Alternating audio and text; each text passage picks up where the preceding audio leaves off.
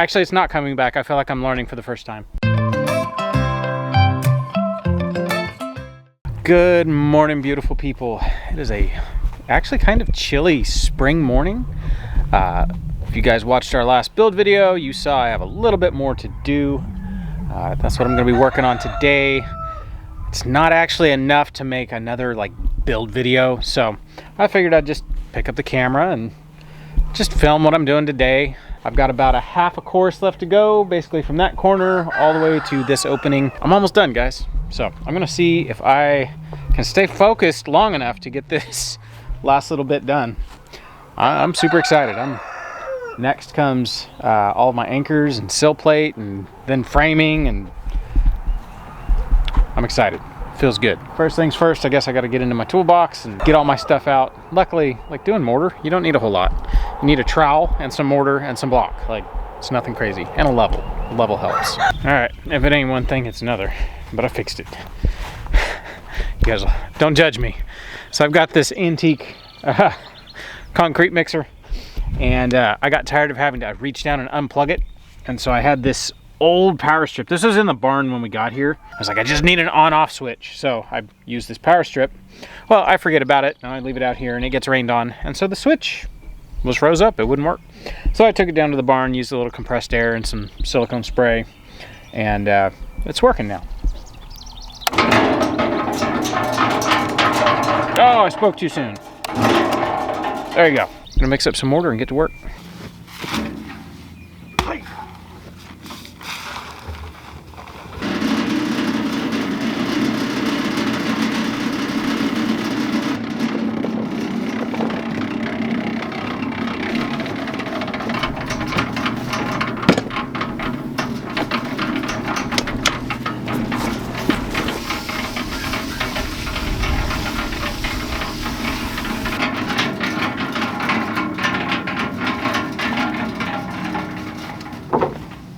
All right, so I didn't do vlog style on our last build video.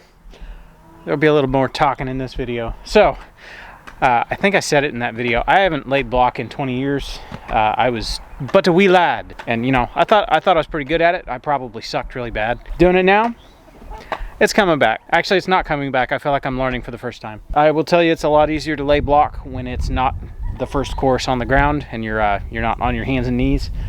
Doing it up above your head, like shoulder height, pretty easy. It's just a lot of lifting. I'll be all swole up and yoked by the time this wall's done.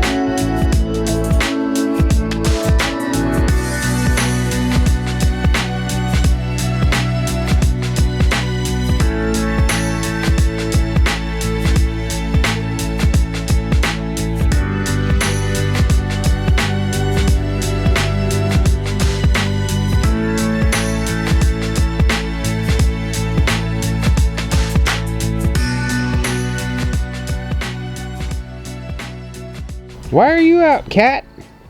That's Sketchy Cat. Isn't he a fine looking cat? He's afraid of his own shadow most times, but... Are you hungry? Is that why you're out so early? Or it's because I've been working right there by your hidey hole by the house. He's been hiding under the house. Poor Sketchy Cat. He's so damaged. Well, that is nice to see. That is very nice to see. Except for the dirty blocks. I'm going to have to wash those. Oh, look, there's the other one. Hi, Millie Cat.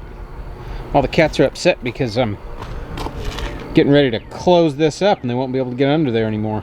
There's that side, all the way to the corner. And here's what I did today. From right here, all the way on. You can see there was my lunch break. That was on. It's not very much, actually. So putting that course on, I barely have any room to work. And it is like super finicky. So that's kind of why it took me so long. But I've got 10 blocks left to go. I guess I will get to those later.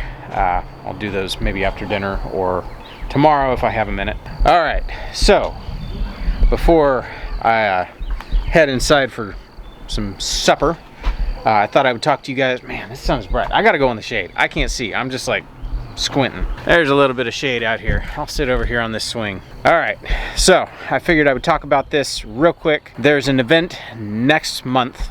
I'm currently recording this. This is the beginning of April. May 24th is the Start Somewhere Homestead Conference. I will be speaking at that event. It's some friends that are putting this event on. It's gonna be a good event. Kind of a smaller event, but it'll be cool. It'll be a good event. So tickets are still available. If you guys are interested, we'll have a link in the description. If you are so inclined, you're in the area. It's in Asheboro, North Carolina. It's a little ways from here. I look forward to doing it. It's gonna be fun. Homestead festivals are fun. A lot of times it's like it's almost like a family reunion of sorts. So if you guys are so inclined, check it out. It'd be cool if you guys came and hung out. I'm sure it'll be a good time. Now I will say, looking at this wall, there'll be a door right there. That'll be all closed up. There will be some good storage room in there. I might just use that as kind of like a root cellar, or just be nice to have dry space. Just dry space out of the weather. That'll be cool. This roof line that will, be up here is going to be pretty high off the ground. I may, I don't know yet. I might plant a couple fig trees right along here. I'm not sure yet. I don't know if I really want roots messing with foundation and stuff like that, so I probably won't ultimately. But would be cool to take advantage of all this thermal mass of this big block wall and plant something right here. Maybe I'll do smaller stuff. You can do more delicate stuff. I've seen there's some people around here that have fig trees that they've planted against their, block wall barns. And the fig trees are huge. And out here, fig trees are basically perennial. So they die back unless you protect them. And then they come back and they have to grow new every single year. Well, there's actually a farm up the road from us, and their fig tree, it's a tree. Like, it's got a big hefty trunk on it, and they say they get figs off it every year. Now, I will say, apparently our winter was not as brutal as the past couple have been, because our fig tree, this one right here in the garden, actually didn't die back to the roots. There's a bud. So I can tell that's dead because that's kind of moldy looking, but obviously it didn't die back to the roots. There will be some new sprouts that come, but yeah, that's exciting. Every year we've had this fig tree here, it has not produced. It's a Texas ever-bearing fig from I think Stark. Actually, yeah, we were at Homesteaders of America in 21, and Stark Bros Trees, they were cleaning out their booth. They were ready to go home. They're like, hey, do you want these plants? I was like, sure. So we crammed them in the truck and brought them home with us. But this is the first year it's produced. Yeah, you can see all the tips, those kind of froze. But further down, it's doing pretty good. So last year was the first year it produced, and it didn't produce until the very end of the year. I will say, we did have a frost last night. It's kind of disconcerting because everything is like done blooming. The apples bloom later than everything else, and those have tons and tons of fruit set. This tree, which is a year and a half, maybe 2 years old, this one flowered this year, and it's got peaches all over it. This was a peach tree grown from seed. Same with that one. These two were actually in the same hole, and I dug this one up and moved it over here. That one is as old as this one, but it obviously is way more vigorous. And that thing, there is fruit everywhere. Like I assume most of this will just drop because these trees will prune a lot of their fruit. But man, for the first year it has ever flowered, that's a ton of fruit set. That's extremely exciting. All right, let's go in here and see what Meg's making for dinner. What on earth are you guys doing in here? They're helping. They're helping. You're eating the apple skins? Yeah. You gotta pull it back first. You gotta pull it back first, Buggy. Use the word helping loosely. Loosely helping. Hey, the work's getting done, right? It's getting done, yeah. Pull it back. I'm sure everybody has seen one of these, but this is called an apple peeler corer. I think I said that right. Yeah.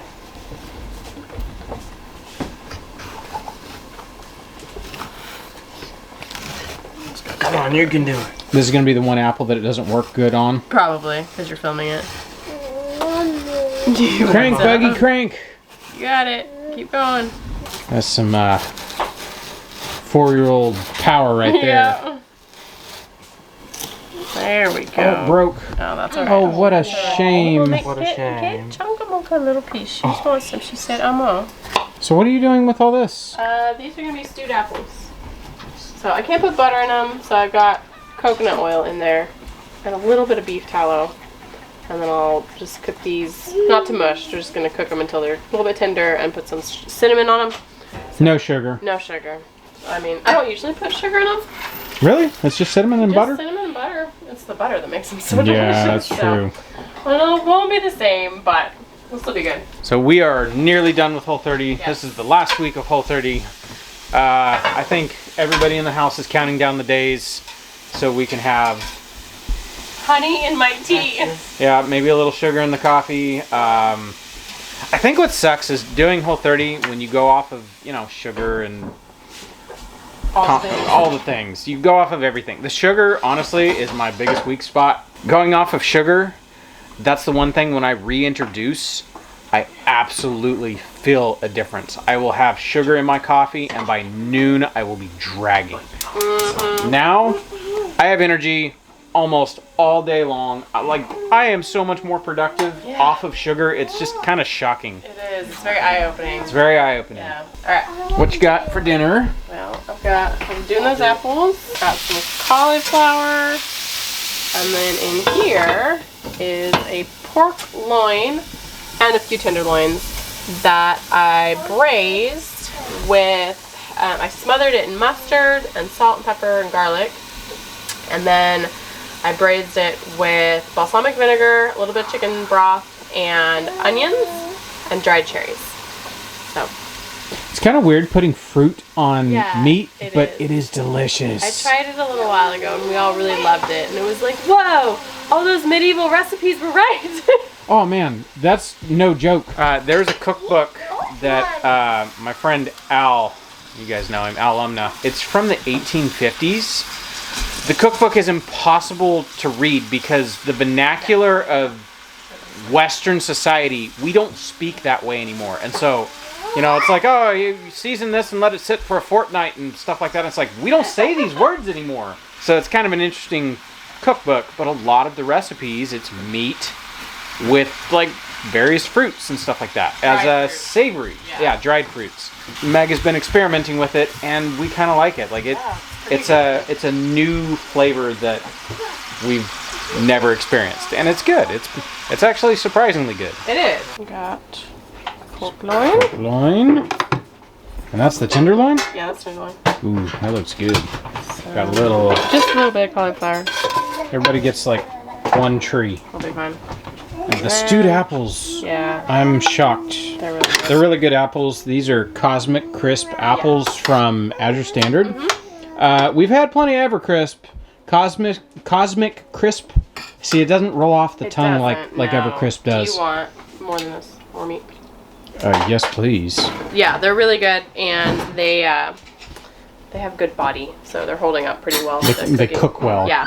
There you go. All right, thank you. For the beautiful weather today, and please bless us food for our bodies. In Jesus' name, amen. They taste just like stewed apples. That's what they are. Like, are normal. All right, dinner was delicious. Good. We're actually like running low on pork, oddly enough. We are. We're getting down to the bottom of the freezer. We're not saying bye yet. We had really tiny pigs this year, and it definitely shows. Yep. Doesn't help we're out of everything else. Right. Out of beef, out of chicken, so we're like, all we got's pork right now. So. Slim pickings. But that's alright. It's alright. You don't want to yell. It's okay. Hey, are you ready to say bye? She is.